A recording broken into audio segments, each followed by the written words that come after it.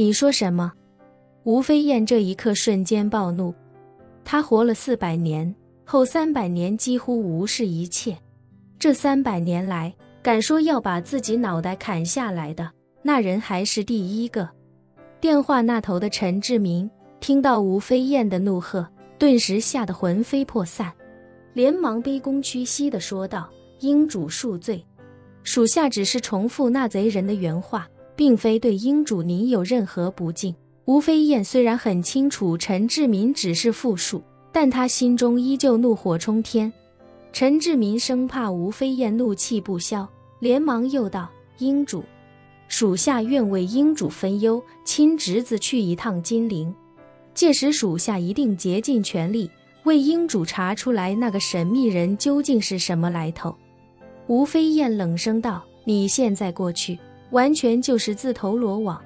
陈志明忙道：英主，董丽琴已经死了，安家人在怀疑属下的几率并不算大，况且就算他们怀疑属下又怎样，没有切实的证据，我就不信他们还能把属下杀了不成。属下毕竟是安家的女婿，是安悠悠的丈夫，而且还一直很受安启山器重。吴飞燕不屑地说道：安家人远比你想象中要狡猾得多。董丽琴败露之后，安家人绝对不会再相信任何外姓人，就算你是安悠悠的丈夫又怎样？只要他们对你产生怀疑，就绝对不会轻易放过你。陈志明忍不住道：可是英主，现在的情况对咱们来说实在是太被动了。安家背后那个神秘高手一日不查出来，咱们便一日不得安宁啊。吴飞燕冷哼一声，连长胜伯都搞不定那个神秘高手，你就更不可能找出他的任何线索了。说不定对方把你抓到之后，严刑逼问，最终从你嘴里得到了我们的更多秘密。陈志明犹豫片刻，开口道：英主，属下跟您说心里话，现在属下也觉得有些骑虎难下。安家发生了这么大的事情，属下若是不去金陵，安家人也一定会怀疑属下，届时又该如何过这一关呢？吴飞燕淡然道：放心吧，安家人既然已经怀疑你，你这一关怎么都过不去。不过有一点倒是还好，你和安悠悠的女儿现在就在你的手上，留好这张王牌，说不定将来有用。而你暂时也不要跟安家人撕破脸，在美国带好孩子，安家人短时间内不会离开金陵，他们应该也不会主动跟你撕破脸，大家暂时心照不宣，互相牵制着吧。陈志明恭敬地说道：属下遵命。此时此刻，叶晨掌握了隐匿气息与灵气的心法之后，便驱车前往紫金山庄，去接林婉儿一起去机场。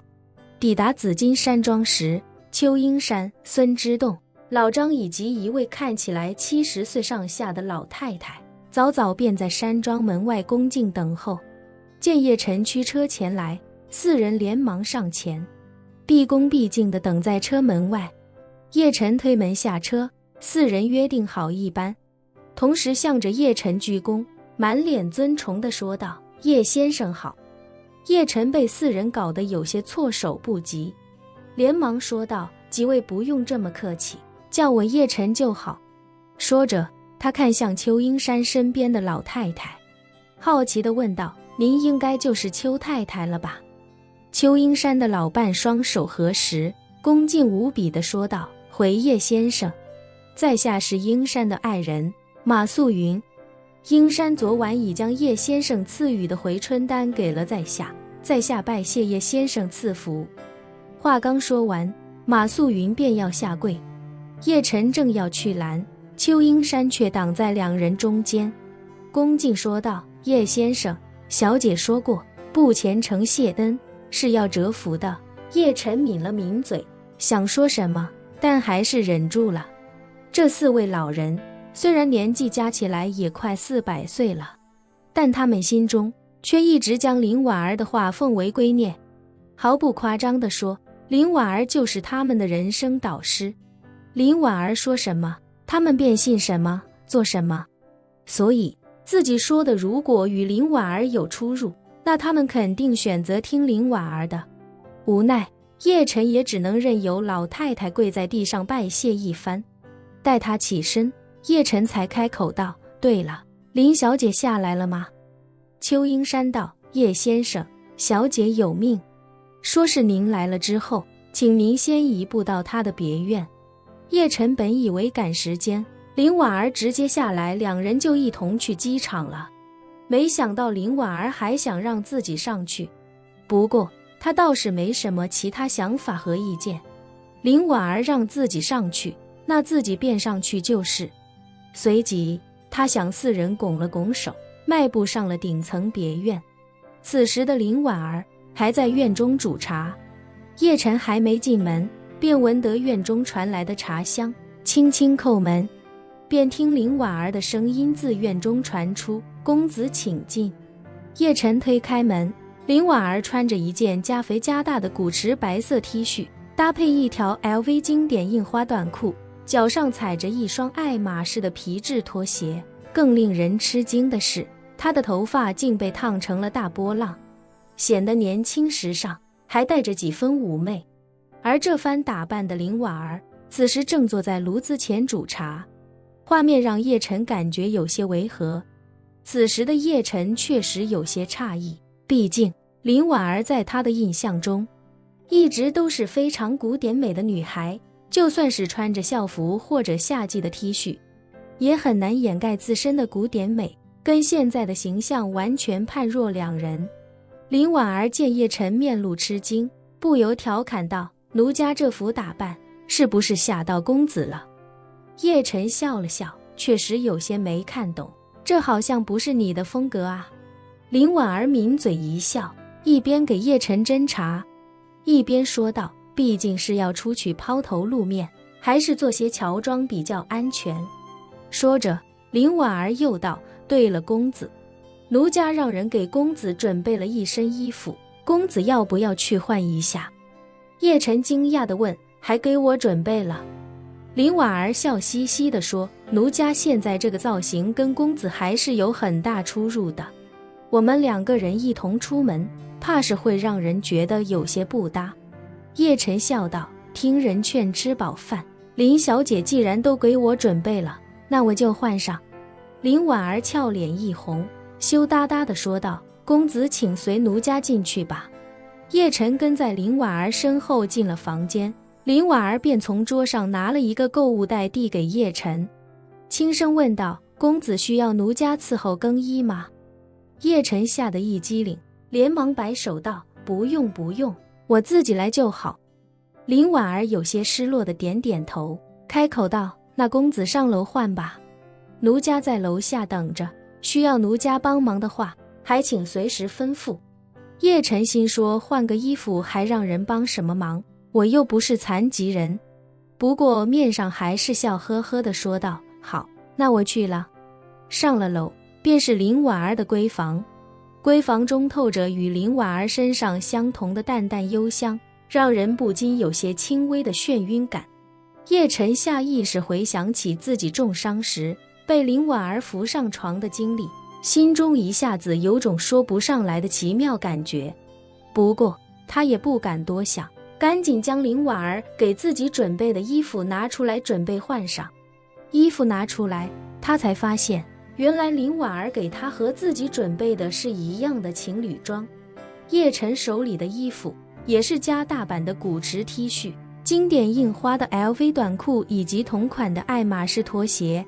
想来林婉儿是要两人乔装成情侣前往滇南。不过叶晨倒也没多想，一男一女出门，伪装成情侣相对也更合理一些。这次要去接触的是叶晨目前已知的最强高手吴飞燕，自然容不得半点马虎，而且越谨慎也就越安全。于是叶晨便立刻将衣服换好，走下了楼。林婉儿见叶晨从楼梯下来，就连眉眼都弯出了开心的弧度。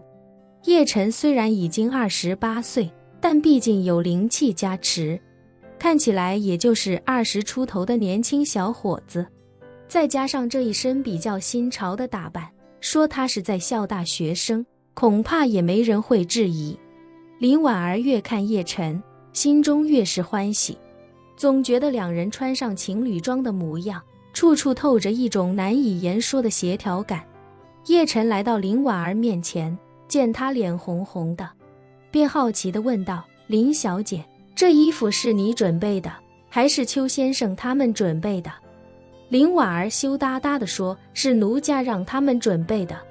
说着，林婉儿连忙解释道：奴家是觉得这次与公子一同前去滇南，如何对外包装奴家与公子的关系，决定了奴家与公子暴露的几率。想来想去，似乎还是情侣更合适些。叶晨倒是没多想，点头说道：既然如此，那你我出门之后，在外人面前就扮演情侣好了。林婉儿轻咬下唇，带着几分扭捏地说道：既然是扮演情侣，那公子是不是要给奴家想个合适的称呼？称呼？叶晨好奇地问：怎么称呼？林婉儿犹豫片刻，红着脸道：我看现在的年轻情侣，要么称对方宝贝或者亲爱的，要么称对方老公老婆之类的。叶晨尴尬地说道：这个要不还是林小姐来定吧，你吃的盐比我吃的米还多，你说什么就是什么。